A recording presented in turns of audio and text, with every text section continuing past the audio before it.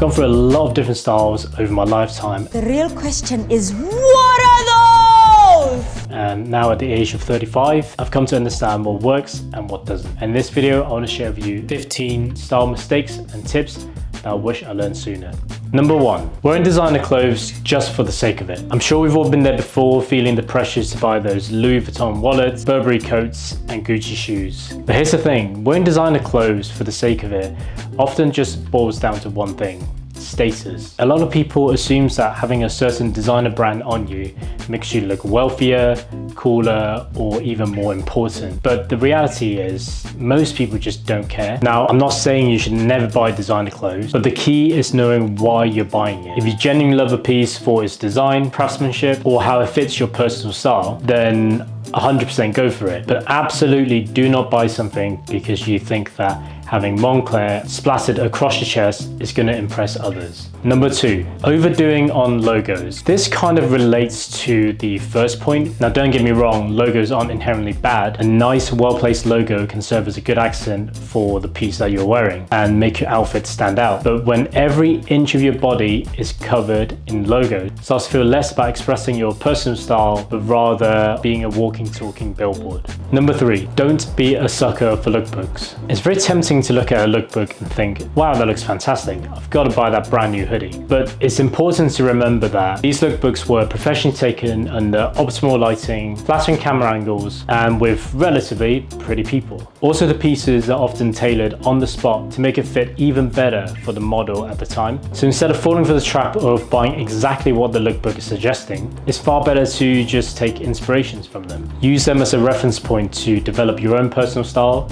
You know, if you've got an existing piece that looks very similar already, maybe you can use that lookbook as inspiration to try and get the same look and feel. This approach allows you to be more creative and ensures that your wardrobe reflects your own personal tastes and can save you a lot of money. Number 4, buying items just because it's on sale. Now, I used to be a sucker for going to TK Maxx or designer outlets and spend hours looking through the entire shop, and I would convince myself that it's a good use of time because I was getting a really good deal, simply because I was buying designer brands at a reduced price. And the thrill of buying something labeled as cheap or discount can be addictive, leading us to believe that we're being smart with our own money. However, what I eventually realized is these items are often discounted for a reason. You know, they're out of season, they've got flaws in them, people have returned them. And nowadays, a lot of brands have a specific range that's just designed for their outlet stores, and often these aren't that good quality. So even though something is marked down, you're not really saving any money if you're purchasing items just for the sake of the discount, especially if they end up sitting in your wardrobe unworn and unused. Number 5, don't buy clothes in every color and variation. This is definitely something that I've done, and relatively recently as well. You know, when I find something that I really like, I just want to buy all the colors and variations available, thinking that having multiple options will give me a variety and flexibility. But trust me, doing this will often just ruin the original piece that you love for you. When you have the same item in different colors, it loses its uniqueness and special appeal, making you less excited to wear it. So instead of feeling like you have a go-to favorite piece, you then end up with a collection of very similar items that just blends into the back of your wardrobe. Now, obviously, there are exceptions to this. For example, I stock up on the staple base pieces, and they serve as the foundation of any outfits. But for any statement pieces, I think it's best to just stick to that one version you truly love. Number 6, if it's not available in your size, just don't buy it. Now, sometimes you might find a piece of clothing and think, wow, this looks amazing. But then when you check the stock, they don't have any available in your size. And a lot of us end up making the same mistake. We buy it anyway and try and make it work. But if something's not available in your size, ultimately, you just shouldn't buy it. I know it's really hard to walk away from something when you really like a piece, but the fact is, if you're just forcing something that doesn't fit you, then it's not really gonna look good on you anyway, and you just end up hating the item rather than enjoying it. Alternatively, what you can do is check on secondhand websites like eBay or Vinted. You might end up finding the exact item in the right size and for a much better price. In addition, there are some great communities out there on Reddit where you can request to want to buy something from people, and there are a lot of posts where I see people who have successfully bought items that were originally out of stock or not available in their size, and they've sourced it on Reddit. Now, if you couldn't find it secondhand, then ultimately it is just a piece of clothing. You will get over it and eventually find something else that you really like instead. And trust me, you'll feel way happier not wasting your money. Number 7, not wearing neutral colors. So I used to avoid neutral colors because I thought to myself, how can black, white, grey and navy be exciting? But I've come to realize that neutral colors are actually the foundation of a great wardrobe. And once you realize that, styling becomes a much simpler process. Neutral colors work for every occasion, whether you're going casual, business, or even on a night out. They never go out of style and they can make your wardrobe feel more cohesive as well. Number 8, wearing colors that are not flattering on you. We've all been there before.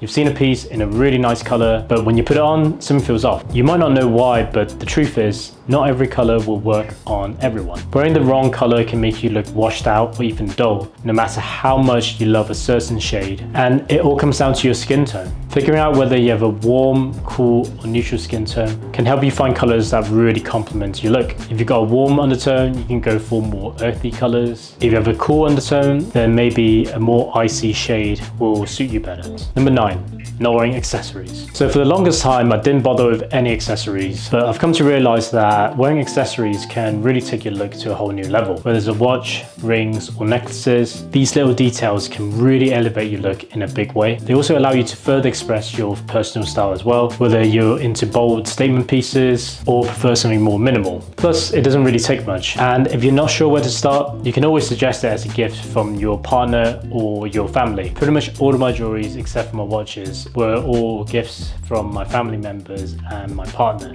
And I also think it makes them a bit more special when you're wearing them. Number 10, overdoing trends. Now fashion trends, they come and go.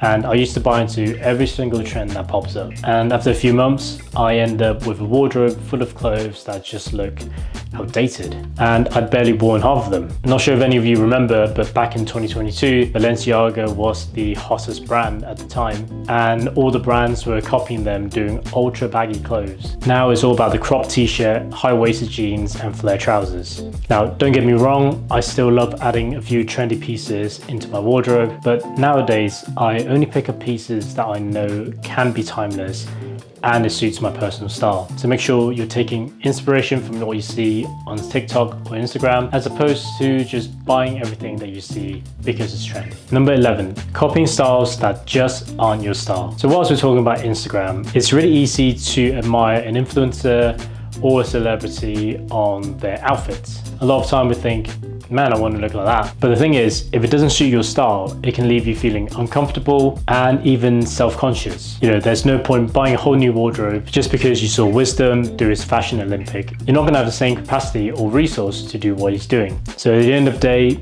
take inspirations from it, but don't copy it blindly. Number 12, neglecting proper clothing care. Now, I used to throw everything into the wash together. I didn't care what material it was made of, what color it was, what shade it was, or even what objects it was. I would just throw a pair of shoes in with t-shirts and jackets and everything that I wear, knowing all the care labels, but then wonder why my clothes didn't last very long. Now, most men's clothing is going to be a mix of cotton, linen, or some sort of synthetic. But obviously, you've got things like wool and silk that's going to need special treatment. Now, beyond the fabrics, the biggest change I made is actually separation of colors. Nowadays, I separate my laundry into white, colors, and darks. This simple step kept my whites brighter, my colors more vibrant, and my darks looking sharper and richer. So if you've never read the care label in your clothes, I highly recommend you start doing that now. Number 13, not ironing your clothes. I think ironing is actually the simplest and most cost-effective way to elevate your look. Even when you're comparing two identical outfits, the difference between a crisp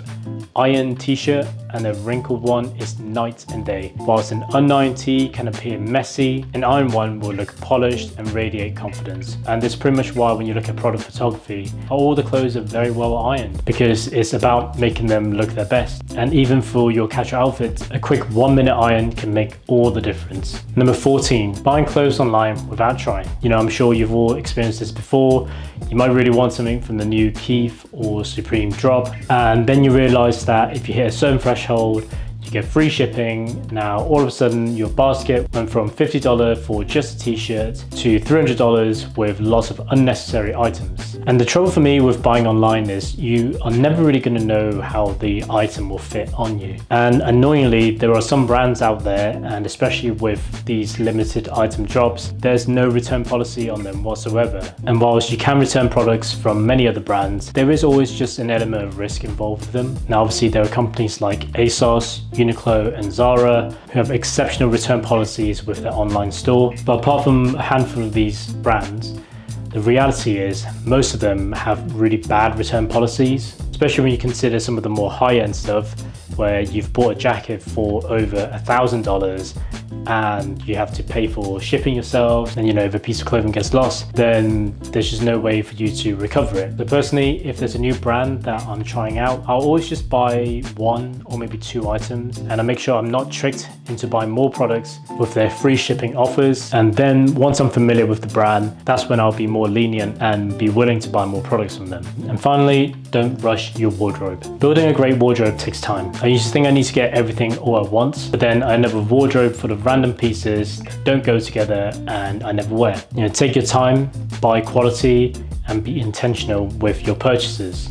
And most importantly, enjoy the process of it. There are very few things in life that as an adult you can't really avoid, and buying clothes is one of them. So you might as well make a hobby out of it and make it a fun and enjoyable journey. All right, so that's my 15 style mistakes and tips that I wish I knew sooner. Hopefully you can apply some of these to your style journey. And if you disagree with any of them, let me know in the comments below, but hopefully you enjoyed the video. Now, if you want to buy something from a brand that I think is one of the best in terms of design and quality, then you can click on this video here. Alternatively, if you want to get some really good base pieces, you can check out this video here where I talk about some good quality Uniqlo items.